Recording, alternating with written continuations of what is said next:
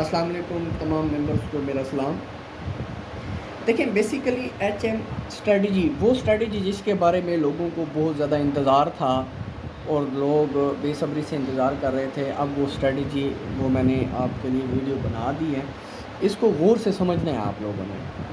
ये मैं वक्त अपना सिर्फ इसलिए दे रहा हूँ कि लोगों का भला हो सके, वरना मुझे इससे कोई भी बेनिफिट नहीं है। मेरे व्यूज़ कितने बन जाएंगे, 5, 10, 15, मुझे इसका कोई फ़ायदा नहीं है। लेकिन उस इंसान को फ़ायदा होगा जहाँ तक ये नॉलेज बढ़ जाएगा, उसको मिल जाएगा।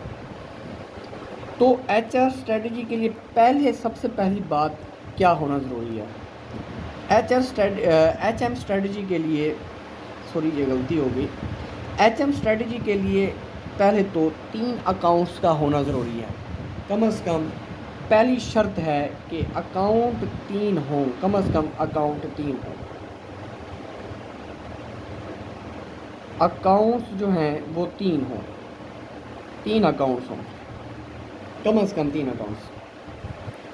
मैं स्ट्रेटजी के बारे में बताता हूँ पहले अपने 3 अकाउंट्स वाली, कि अगर सपोज़ आपका एक अकाउंट, अब स्ट्रेटजियाँ तो बहुत सारी बन सकती हैं इस लेवल से, लेकिन आपने लर्न करनी है। एक आपका अकाउंट 1 होता है, एक आपका अकाउंट नंबर 2 होता है,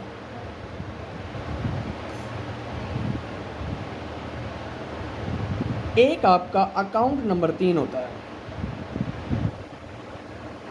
ये 3 अकाउंट बेहद ज़रूरी हैं मेरे प्यारे भाइयों। अब बैलेंस की बात समझनी है आपने। बैलेंस आप मुख्तलिफ रख सकते हैं। सपोज़ कर लें, अगर आप जो है लर्नर हैं, न्यू हैं, और आपके पास ज़्यादा पैसे भी नहीं हैं, आप ज़्यादा मतलब इन्वेस्ट नहीं कर सकते, तो मेरा मशवरा आपको यही होगा कि आप उसमें सिर्फ $1 डालें, बस $1 डालें। $1 डालें। दूसरे अकाउंट पे आप $2 डालें। एक याद रखिएगा, आपका जो अकाउंट होगा वो सेंट अकाउंट नहीं होगा, वो आपका अकाउंट जो होगा, जो मैं आपको जिसके ऊपर ट्रेड करवाऊँगा, वो बेसिकली डॉलर अकाउंट होगा। और जो तीसरा अकाउंट होगा उसके ऊपर $4 का आपने डिपॉजिट करवाना है। अब ये स्ट्रेटजी काम कैसे करती है, ये साथ साथ सीखना है आपने। फ़िलहाल मैं आपको बैलेंस के बारे में सिखा रहा हूँ। अगर आप सपोज़ कर लें आपका बैलेंस, आप बैलेंस चेंज कर सकते हैं, कोई मसला नहीं है। लेकिन बैलेंस फिर जैसे बढ़ेगा, ये देखें, आप अगर पहला आप $2 का अकाउंट रखना चाहते हैं, तो दूसरा आपका $4 का होगा, और तीसरा आपका जो होगा वो $8 का अकाउंट होगा। ये याद रखिएगा। अच्छा, आपको इसमें प्रॉफिट कितना होगा? प्रॉफिट आपका जो पहले अकाउंट में होगा, पहले अकाउंट में जो डॉलर होंगे वही प्रॉफिट होगा सिर्फ। सपोज़ खुदा ना खास्ता आपका पहला अकाउंट वाश हो जाता है और दूसरे का टीपी हिट होगा, तो आपको दूसरे अकाउंट में $2 का प्रॉफिट होगा। एक वो डॉलर होगा जो पीछे आपका अकाउंट वाश हुआ होगा, एक वो वापस आएगा, एक प्रॉफिट वापस आएगा। ठीक है प्यारे भाइयों, इस चीज़ को समझना है। और ये ऐसे, जैसे अगर 2 वाला वाश हो जाता है तो 4 वाला अगर टीपी हिट होता है, तो इसका मतलब है 4 तो टीपी हिट हो गया, 2 वो है जो आपका प्रॉफिट है, 2 वो है जो आपका वाश हुआ है। ऐसे मैं आपको 3-4 स्ट्रेटजियाँ बना के दे सकता हूँ। वैसे तो बहुत सारी बन सकती हैं, आप बना सकते हैं जब आप सीख जाएंगे। एक $3 का रख सकते हैं अगर, और दूसरा फिर कितने का रखेंगे, $6 का, और तीसरा $12 का रखेंगे। ठीक है प्यारे भाइयों। अगर आप और स्ट्रेटजी बनाना चाहते हैं, जो कि इस वक्त मेरी ज़ाती चल रही है, वो $4 पे चल रही है इस वक्त। मैंने 1 से स्टार्ट की थी, फिर मैं कमा के इससे अर्न करके फिर मैं इसी में ही शामिल करता जा रहा हूँ। विड्रा बहुत सारे करवाए हैं, लेकिन इस स्ट्रेटजी से मैंने विड्रा नहीं करवाए। कुछ करवाए, कुछ नहीं करवाए। ये देखें, अगर आप 4 रखते हैं अगर आप मार्केट से 4 प्रॉफिट लेना चाहते हैं, तो आपको $4 पहला डिपॉजिट रखना पड़ेगा, दूसरा $8 और तीसरा $16। अब इसमें अकाउंट्स के अंदर मार्जिन कितना होगा? इन तीनों अकाउंट्स में हमारी स्ट्रेटजी का एच एम स्ट्रेटजी का मार्जिन क्या होगा? एच एम स्ट्रेटजी का मार्जिन, स्ट्रेटजी मार्जिन कैसे कैलकुलेट करना है आपने? हमेशा एक बात याद रखेंगे, हमारे फर्स्ट अकाउंट का जो मार्जिन होगा कि वो फर्स्ट अकाउंट का मार्जिन वो 50 पिप होगा। कितना होगा? 50 पिप। अब मैंने मार्जिन पे आपको डिवाइड करवाना सिखाया, 50 पिप्स होगा। यानी कि मैं आपको चलो यहाँ पे भी समझा देता हूँ।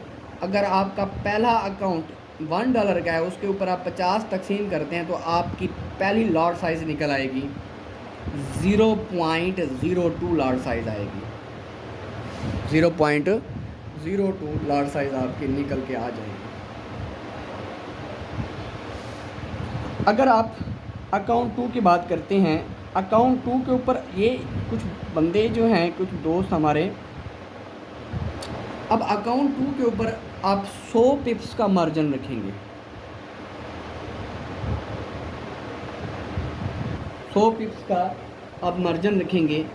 जैसा कि फिर दूसरा आपका दूसरा अकाउंट जो होगा $1 के साथ वो $2 होगा। तो इस पे जब आप 100 तकसीम करेंगे, 100 तकसीम करेंगे तो 0.01 आएगा। अगर आप प्यारे भाइयों आपका अकाउंट जो है, जो तीसरा अकाउंट है, वो फिर आपका 150 पिप्स का मार्जिन होगा। 150 पिप्स का मार्जिन रखेंगे, 4 पे तकसीम करवाएंगे और 150 पे तकसीम करवाएंगे तो ये शायद आपका बनेगा 0.03 लॉट साइज। जो भी बनेगा आप वो लगा सकते हैं। ये है, ये तो $1 के लिहाज से है।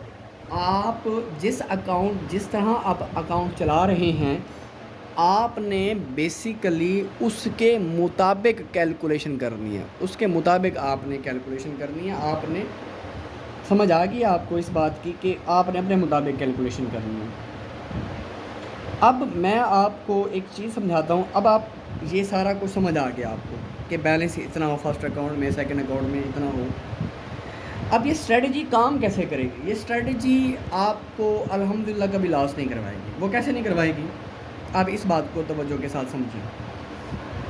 वो ये है, सपोज़ कर लें मैंने आपको एक सिग्नल दिया बाय का। सिग्नल आपको आया, मैंने जैसे ऑर्डर प्लेस किया, मैंने सिग्नल आपको दिया बाय का। सिग्नल आपके पास आया बाय का सिग्नल आया। मैंने जैसे 1-2 दिन पहले दिया, बाय का सिग्नल आ गया आपके पास। और आपको लॉट साइज़ आपको पहले सेट करके अपने दिमाग में रखनी पड़ेगी। बाय का सिग्नल आ गया और आपका जो पहला अकाउंट था, अकाउंट नंबर 1,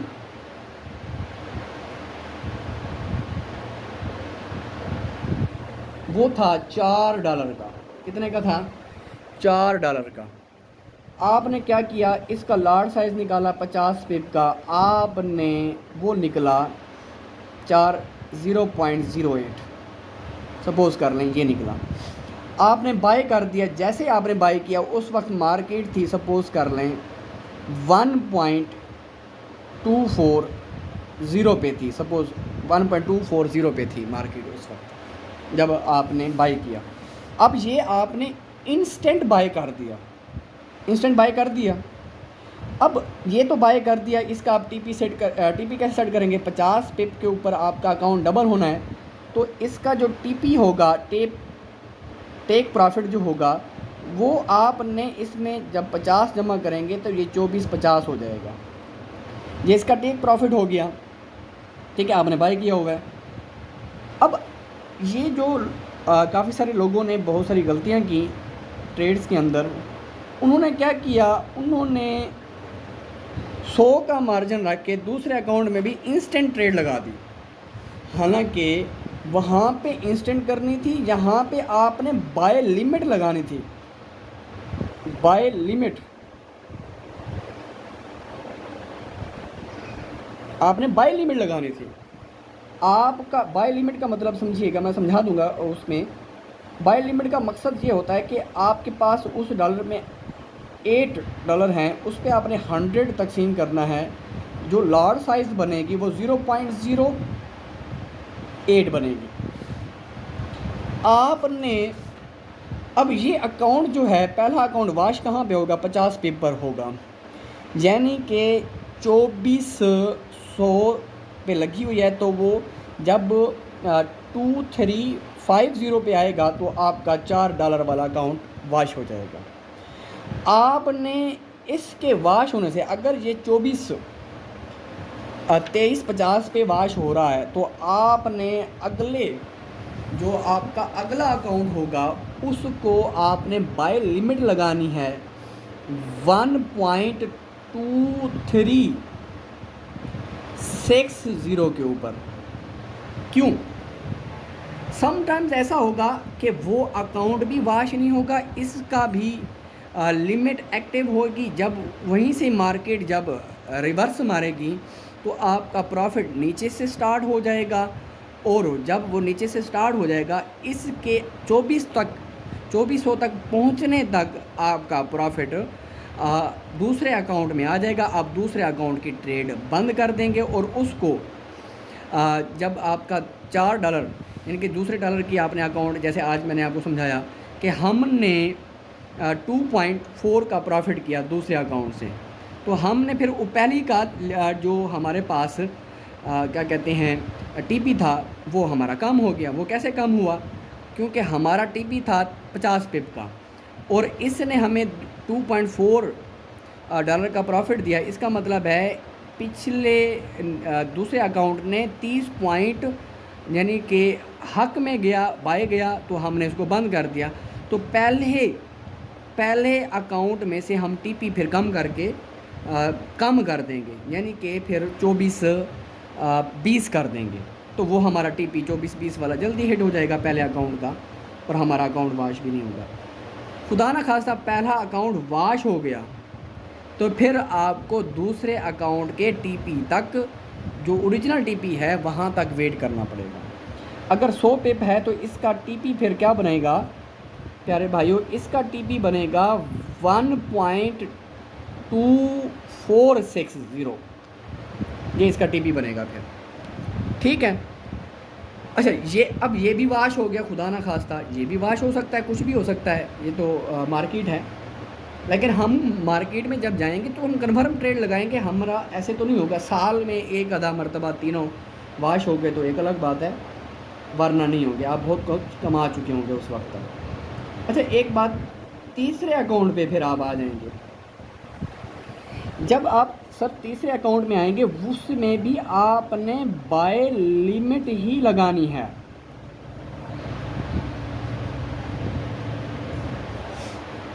बाय लिमिट ही आपने इसके अंदर लगानी है।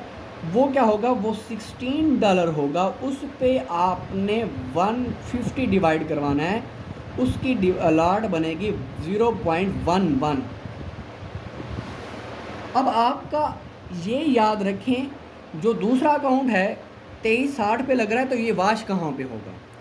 ये सर वाश होगा, ये वाश होगा आपका 2360 है तो ये 2260 पे वाश होगा। अब आपने 2260 पे नहीं लगाने, 10 पॉइंट इस वाश दूसरे अकाउंट की वाश से पहले लगाने हैं, यानी कि इसकी क्या वो लगेगी 1.2070 पे आप इसकी लिमिट लगा देंगे। बाय लिमिट इसकी 1.2270 पे लगा देंगे, और इसमें आप 150 जमा करेंगे तो जो आपका टीपी बनेगा आप वो लगा देंगे। ठीक है प्यारे भाइयों। अच्छा एक और चीज़ समझिएगा, अब सपोज़ कर लें आपने इसमें से थोड़ा सा प्रॉफिट लिया, वो प्रॉफिट लेने के बाद आपकी मार्केट दोबारा आई, दोबारा आपने प्रॉफिट लेने के बाद इस दूसरे अकाउंट की लिमिट दोबारा सेट करके लगा देनी है, जैसे पहले से लगी हुई थी 2360 पे। खुदा ना खास्ता उसने पहले को वाश कर दिया और दूसरे को फिर नीचे आ गई मार्केट। हमेशा एक बात है, इसमें फिर जो बैलेंस होगा उससे इस अकाउंट का वाश टाइम बढ़ जाएगा, यानी कि वो वाश जो वो 2260 पे हो रहा था, वो 30 पॉइंट या जितना भी प्रॉफिट लेंगे वो उतना नीचे हो जाएगा। फिर इसकी लिमिट आपको अपडेट करनी पड़ेगी, तीसरे की लिमिट अपडेट करनी पड़ेगी 30 पॉइंट। जैसे आप 30 पॉइंट लेते हैं तो फिर 30 पॉइंट इसको नीचे करना पड़ेगा। बहरहाल आप इसकी बार बार प्रैक्टिस करेंगे फिर आपको समझ आएगी कि ये बेसिकली करना कैसे है।